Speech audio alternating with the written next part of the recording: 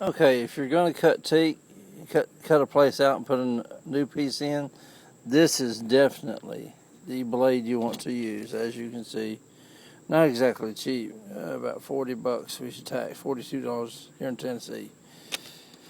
But these will cut these little places like this out here and nothing flat. And you see I have a few more to go. But I've been using these blades like this for about 15 years, and I absolutely love them. You can see the mark on that one right there. There you go.